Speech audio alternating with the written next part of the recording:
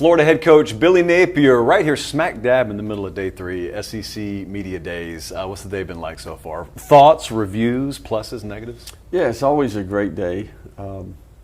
It's a reminder that we're here, right? So, like I mentioned before, my wife and I do the anniversary trip. We back it right up to Media Day, and then it's turn the page. Kind of get in that submarine and go under the water. Everybody learns lessons from everything in life, hopefully. So you've been around this carousel a couple of times now in the SEC, and I'm really interested because Florida is always in the news for something. It's the blessing and curse of being at a high-profile program. Yeah. What are some of the personal lessons you've learned? I mean, what are some of the things that you're looking at, even going into this year, saying, I'm glad I know that now?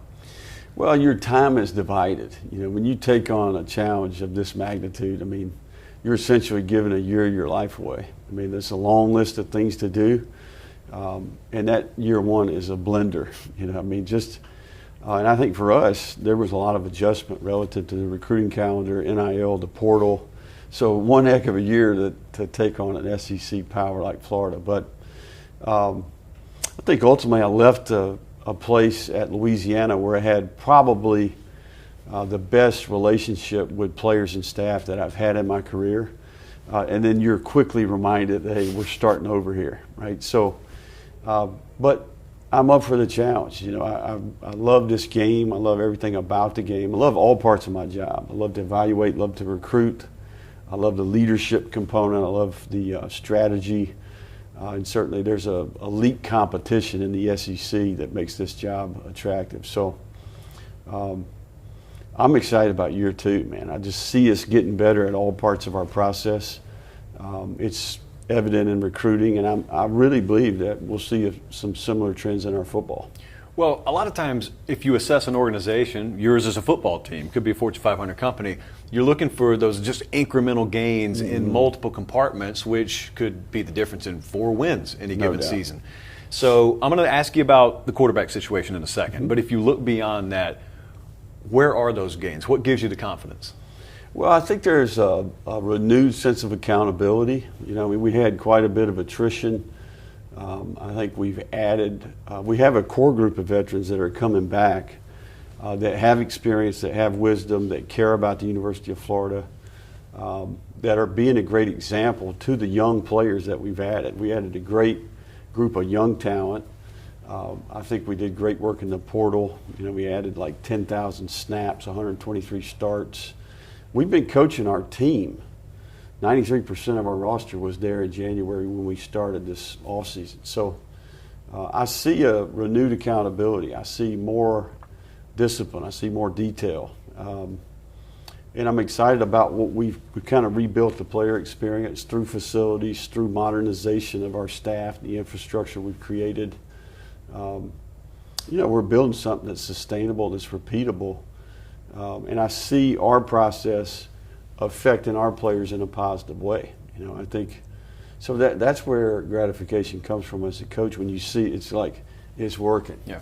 So I love it, and I'm excited about the progress that we've made. We've made mistakes, but heck, we knew we were going in, right? So ultimately, it's about how we respond, and I think we've hired well, and I'm excited about this year. Following recruiting in the state of Florida, and now you can add portal in the state of Florida. I don't care if it's Florida, FSU, Miami, Central Florida, is like a soap opera. From the outside, it's every day, every week a new storyline, and it makes, if you still had hair, it makes you pull your hair out, and if you don't, you just find something else to do. But when you're on the inside, and everybody's kind of still experiencing this stuff for the first few go-arounds, and you're no different. What you can't be fluctuating energy-wise like the fans are, obviously. But what is that experience? You go to bed one night and then things twist on a dime the next day. Take people through what that experience is like. Yeah, no, I would tell you it was an adjustment for sure. I think, the big thing is you got to get established processes in place, right? We've got to sign 25 really good high school football players per year. You're going to run into scenarios where you need to add a player through the portal as we go. But we've got a quota. We have scholarship allocations, within the 85. We've got to hit our quota. We have an evaluation process. We've got a great product to sell. I really believe in what we're doing and how we're doing it. It's proved to be effective. So I think the key to the drill is, look, let's go get a player that passes the evaluation that fits us from a character value standpoint, and let's get better at what we do. So this year has been much more. You're a class and a half behind, okay? And I would tell you that's magnified for me, because I wasn't recruiting this pool of players at Louisiana. I had no prior relationships with any players in the 23 class. We started from scratch, right? So I think going forward for us, it's showing up now. We're back on schedule, and I think we'll continue to get better. So, ultimately, we can't sign every good player, and there's 275 Division I players just in our state alone, and we got eyes on us. There's 22 million people in this state,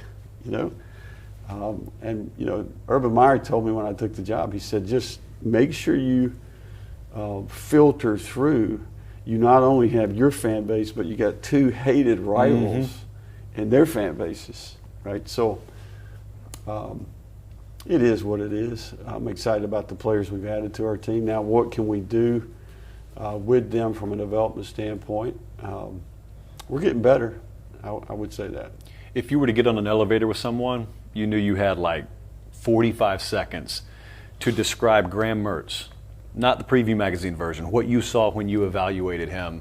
What did you see? And there, press the button. Here we go up. Yeah, 32 starts at what I would say is an accomplished program. He's used to having the spotlight on him. He's been through some adversity.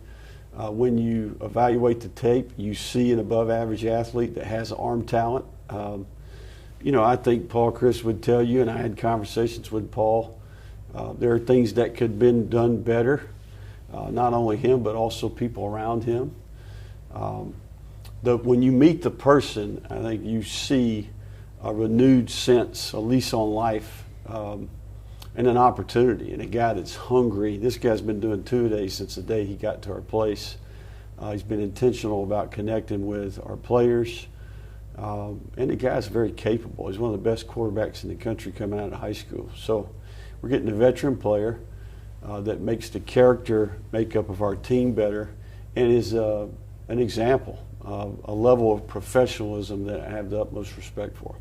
I'm going to get you out of here on this. You guys had some late coaching turnover. It was a little different in the cycle than it would have been for most. I thought a little bit of the criticism was kind of dumb about it, but it happened. Yeah.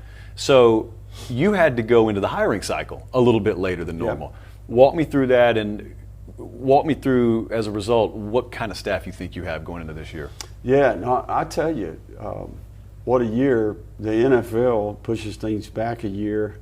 2 sitting head coaches in the Super Bowl, then that creates a scenario where they come after college coaches. Unique things. They paid buyouts for our assistants, which is uncommon.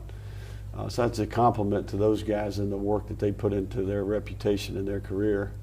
But it presents opportunity. I think every time you have attrition, especially at a place like Florida, you've got opportunity, and I think we hit the jackpot with Austin.